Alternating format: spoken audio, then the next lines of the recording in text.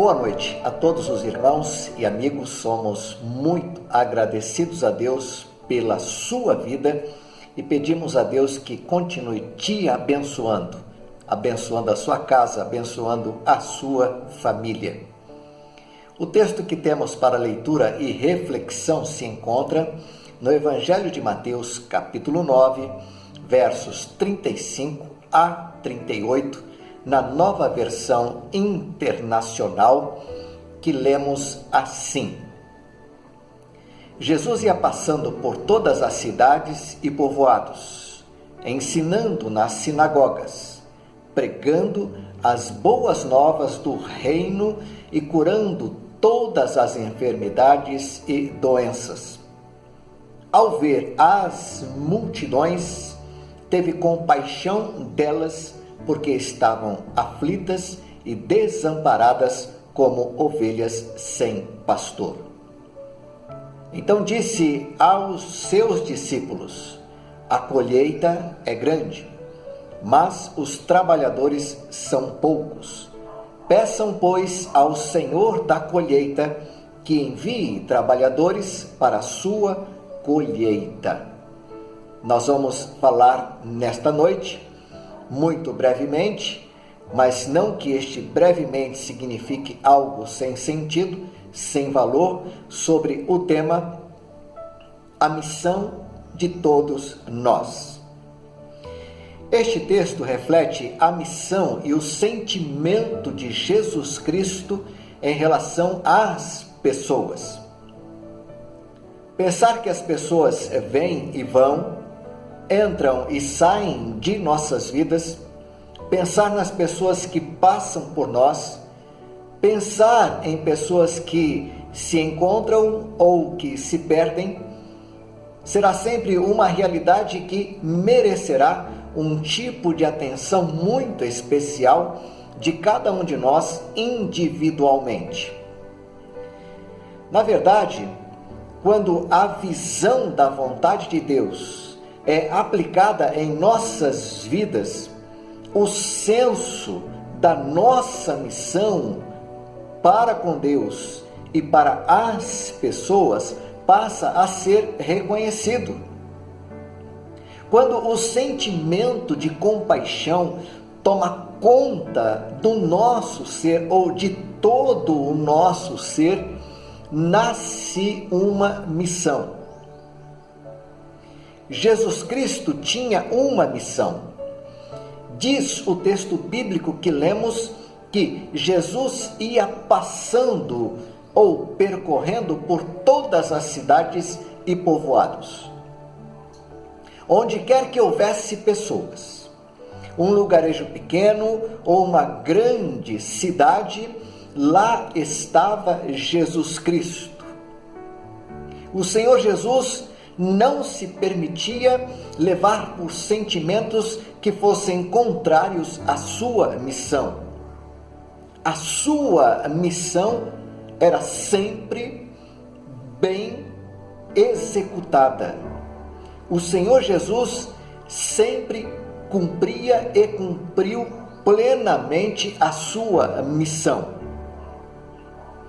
Todos nós sabemos que a missão que cabe a cada um de nós, individualmente, novamente faço este reforço, muitas vezes choca com barreiras. Ou seja, a missão que cabe a mim, a missão que cabe a você, a missão que cabe a cada um de nós, muitas vezes mesmo se choca com barreiras, com dificuldades e até mesmo com as impossibilidades.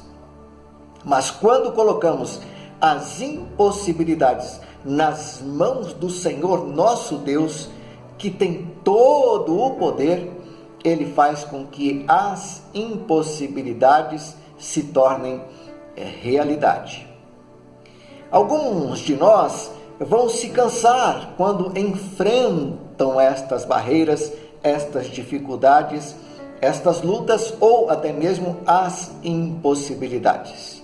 outros vão se frustrar e outros, inclusive, infelizmente, vão desistir da luta, da caminhada, de tomarem as suas cruzes e seguirem após o Senhor. O apóstolo Paulo disse que Demas o abandonou amando o presente século. Isso se encontra na segunda carta de Paulo a Timóteo, capítulo 4, verso 10. Um outro exemplo de desistência nós encontramos após um longo discurso de Jesus, em que ele se define como o pão que desceu do céu. Quando essas palavras foram ditas, ao final delas, muitos daqueles que o seguiam o abandonaram, porque acharam que o seu discurso foi muito difícil de ser ouvido. Mas, ainda que encontremos muitas dificuldades naquilo que entendemos ser o nosso chamado e a nossa missão em Cristo em direção ao mundo para alcançarmos pessoas, a única justificativa para uma parada ou para uma mudança de direção é a plena certeza do direcionamento de Deus. Buscar a vontade de Deus, nesse caso, através da sua palavra, através da oração e através de sábios conselhos, é excepcionalmente necessário para as nossas decisões serem muito bem acertadas e para que as nossas decisões não firam a vontade de Deus para as nossas vidas. Jesus também sentia compaixão pelas pessoas. Diz o texto que, ao ver as multidões, teve compaixão delas. Penso que a palavra compaixão demonstra um forte sentimento de pesar pela miséria alheia. Penso que quando existe a compaixão, existe um incomodar em nós quando observamos as situações das vidas que nos cercam. É quando a dor, as angústias, é quando o sofrimento de outras pessoas passam realmente a nos incomodar, no sentido de que me venha o sentimento de que eu posso fazer alguma coisa para diminuir a dor, para diminuir o sofrimento, sobretudo para diminuir a dor da separação de Deus. No caso, o Senhor Jesus teve compaixão das multidões, porque elas estavam aflitas e desamparadas, como se estivessem sem pastor. No caso, a linguagem pastor era muito bem conhecida naquela época, naquela região, no tempo de Jesus. As pessoas sabiam perfeitamente que os pastores cuidavam, que os pastores alimentavam, que os pastores vigiavam e que os pastores conheciam cada uma das suas ovelhas e que inclusive as chamava pelo nome. Outra questão a ser observada é que os pastores jamais abandonavam suas ovelhas. Se alguma delas por acaso se perdesse, o pastor empreendia todos os esforços para resgatá-la. Penso que este é um sentimento que precisa ser revisto e recobrado em cada crente salvo por Jesus Cristo, pois todos nós podemos, em livre acesso, visitar casas, visitar bairros, visitar vilas, cidades e comunidades afim, para pregarmos o Evangelho e para que em nosso sentimento de compaixão observarmos pessoas sendo salvas, pessoas sendo libertas, pessoas sendo transformadas e, ao mesmo tempo, sendo inseridas na família de Deus. Então, o Senhor Jesus fechou a sua fala no texto que nós lemos, dizendo que as pessoas que sofrem estão em todos os lugares. Ele disse: a colheita é grande, mas os trabalhadores são poucos. Esta é uma realidade sempre presente em se tratando de reino de Deus. Tem muito mais trabalho do que trabalhadores. Ou seja, sempre haverá muito que ser feito, em todos os sentidos, para que o Evangelho seja anunciado e para que pessoas sejam alcançadas pelo poder do Evangelho, sejam transformadas e sejam inseridas na família de Deus. Então, o Senhor Jesus nos diz: peçam, pois, ao Senhor da colheita que envie trabalhadores para a sua colheita. É importante percebermos que essa oração sempre será feita por aquele que está em plena atividade no reino de Deus e por aquele que sempre está observando as enormes multidões sem Deus, sem Jesus, sem a salvação. A complexidade da enorme tarefa do reino de Deus atinge aqueles que são impactados pela compaixão e eles vão empreender esforços, principalmente em oração, na busca da resposta de Deus, para que Deus levante mais pessoas para ajudar, para proclamar, para cuidar daqueles que estão chegando. Jesus Cristo nos mostra que estar na obra será sempre um grande desafio. Ele nos mostra também que sempre sentiremos a falta de alguém para ajudar.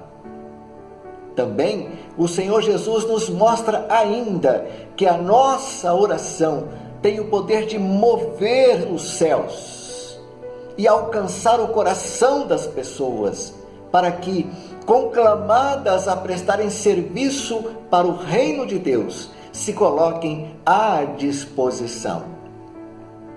Eu te convido, portanto, a fazer parte. Eu te convido, portanto, a se entregar ao trabalho do reino de Deus.